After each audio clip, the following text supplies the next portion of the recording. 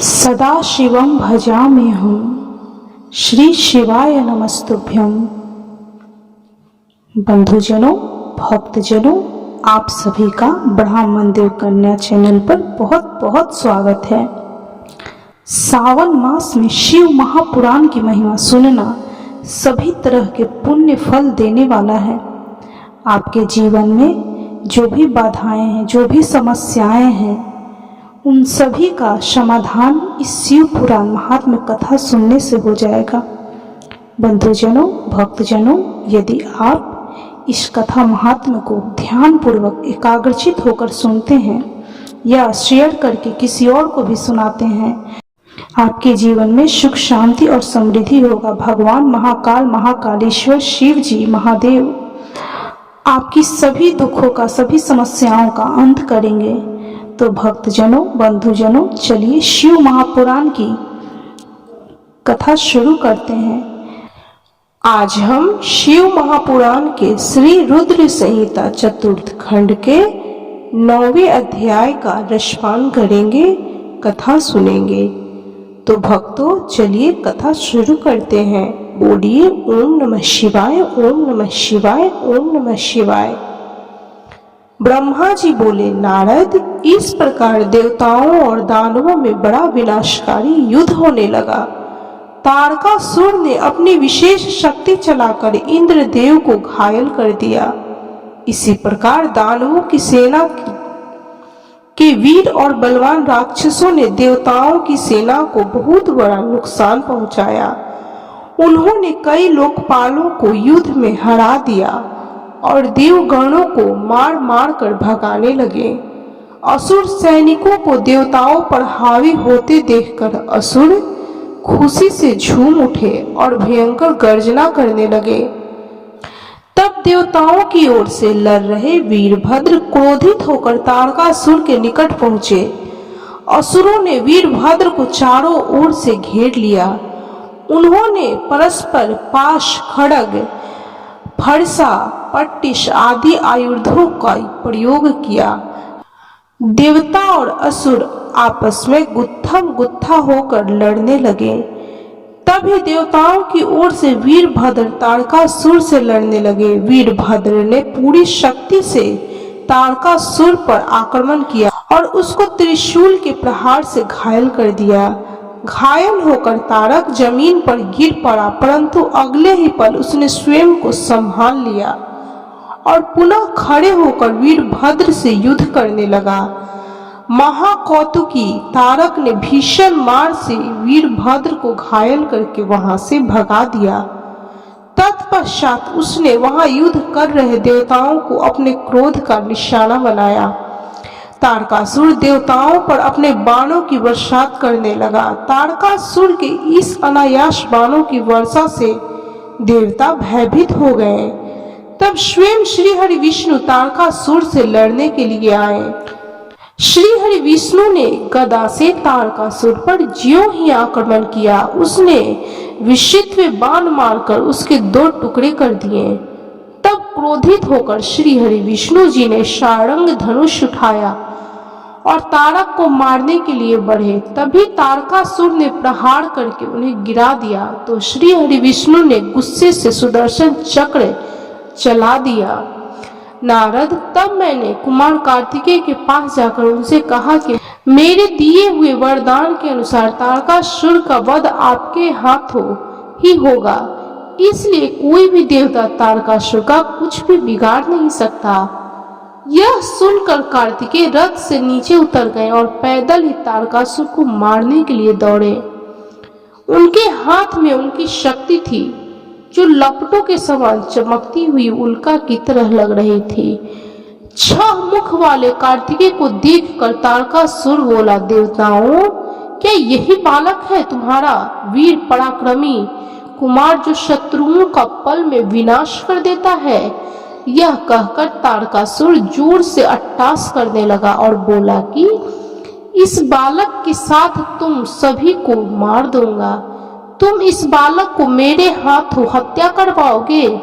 ऐसा बोलते हुए भयानक गर्जना करता हुआ वह कुमार कार्तिकेय की ओर पलटा और बोला कि हे बालक, ये मूर्ख देवता तो व्यर्थ में तुझे बलि का बकरा बनाना चाहते हैं, पर मैं इतना कठोर नहीं हूं कि बिना किसी अपराध के एक मासूम बालक पर वार करूं।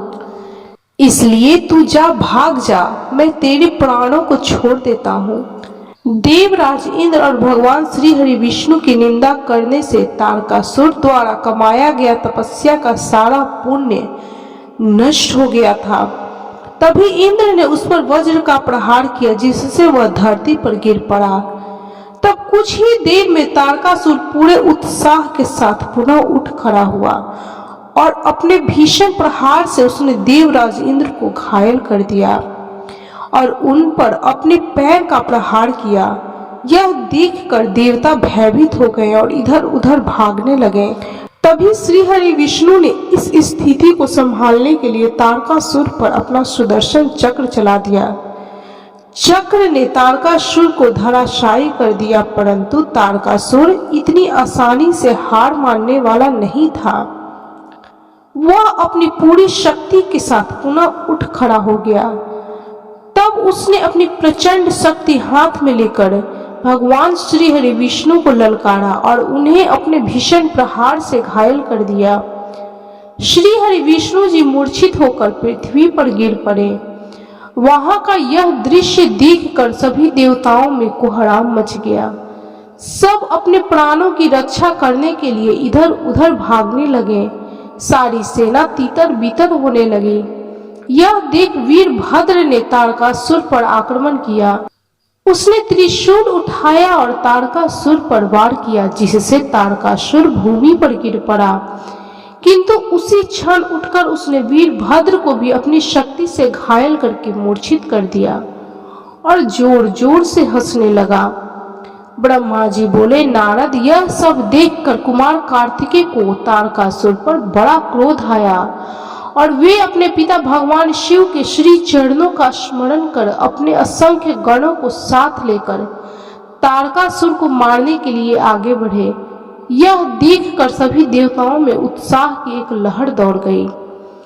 वे प्रसन्न मन से कार्तिकेय की जय जयकार कर उद्घोष करने लगे। ऋषि मुनियों ने अपनी वाणी से कुमार कार्तिकेय की स्तुति की। तत्पश्चात तारकासुर और कार्तिकेय का बड़ा भयानक दुस्साह युद्ध हुआ। दोनों परम वीर और बलशाली एक दूसरे पर भीषण प्रहार करने लगे। दोनों अनेक प्रहार के दांव पेचों का प्रयोग कर रहे थे। कार्तिकेय और तारकासुर के बीच मंत्रों से भी युद्ध हो रहा था। दोनों अपनी पूरी शक्ति और सामर्थ्य का प्रयोग एक दूसरे को मारने के लिए कर रहे थे। इसी भयानक युद्ध में दोनों ही घायल हो रहे थे। युद्ध भयानक रूप लेता जा रहा था। उस भीषण युद्ध को सब देवता गंधर्व बैठकर देखने लगे। वह अद्भुत युद्ध अनायास ही सबके आकर्षण का केंद्र बन गया। हवा चलना भूल गई, सूर्य की किरणें ठहर गई। यहाँ तक कि सभी पर्वत इस युद्ध को देखकर अत्यंत भयभीत हो उठे। वे शिव पार्वती के इस पुत्र की रक्षा करने के लिए तुरंत उधर आए। यह देखकर कार्तिकेय बोले, हे पर्वतों, आप कोई चिंता ना करें। आज इस महापापी को मैं सबके सामने मौत के घाट उतारकर भय से मुक्ति दिलाऊंगा।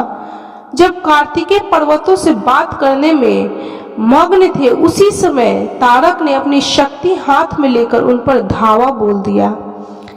उस शक्ति के प्रहार से आघात से शिवपुत्र कार्तिकेय भूमि पर गिर पड़े, परंतु अगले ही क्षण वे अपनी पूरी शक्ति के साथ पुनः उठ खड़े हुए और लड़ने के लिए तैयार हो गए। कार्तिकेय ने अपने मन में अपने माता पिता पार्वती जी व भगवान शिव जी को प्रणाम करके उनका आशीर्वाद लिया और अपनी प्रबल शक्ति से तारकासुर की छाती पर आघात किया। उसकी चोट से तारकासुर का शरीर विदीर्ण होकर पृथ्वी पर गिर पड़ा। सबके देखते ही देखते वह महाबली असुर पल भर में ढेर हो गया। महाबली तारकासुर के मारे जाते ही चारों ओर कार्तिकेय की जय जयकार गूंज उठी। तारकासुर के वध से सभी देवता बहुत प्रसन्न थे। तब अपने महाराज तारकासुर को मरा जानकर असुरों की विशाल सेना में भयानक कोलाहल मच गया। अपने प्राणों की रक्षा करने के लिए सभी असुर इधर उधर भाग रहे थे। देवताओं ने मिलकर सभी असुरों को मार गिराया। कुछ असुर डरकर मैदान छोड़कर भाग खड़े हुए थे, तो बहुत से दैत्य और राक्षस हाथ जोड़कर कुमार कार्तिकेय की शरण में आ गए और उनसे क्षमा मांगने लगे। तब कुमार ने प्रेम पूर्वक उन्हें क्षमा कर दिया और उन दानवों को आदेश दिया कि वे सदैव के लिए पाताल में चले जाएं। इस प्रकार तारकासुर के मारे जाने पर उसकी सेना पल भर में नष्ट हो गई। यह देखकर देवराज इंद्र के साथ साथ समस्त देवताओं और संसार के प्राणियों में खुशी की लहर दौड़ पड़ी। पूरा त्रिलोक आनंद में डूब गया। जैसे ही कुमार कार्तिकेय की विजय का समाचार भगवान शिव पार्वती के पास पहुंचा, वे तुरंत अपने गणों को साथ लेकर युद्ध स्थल पर पधारे। श्री पार्वती जी ने अपने प्राण प्रिय पुत्र को अपने हृदय से लगा लिया और अपनी गोद में बिठाकर बहुत देर तक उसे चूमती रहे। तभी वहां पर्वतराज हिमालय भी पहुंच गए और उन्होंने अपनी पुत्री पार्वती, भगवान शिव और कार्तिकेय की स्तुति की। चारों दिशाओं से उन पर फूलों की वर्षा होने लगी। मंगल ध्वनि हर ओर से गूंजने लगी। हर तरफ उनकी ही जय जयकार हो रही थी। देवताओं के स्वामी देवराज इंद्र ने अपने साथी देवताओं के साथ कुमार कार्तिकेय के हाथ जोड़कर स्तुति की। तत्पश्चात भगवान शिव अपनी पत्नी पार्वती के साथ लेकर शिवगणों सहित कैलाश पर्वत पर लौट गए।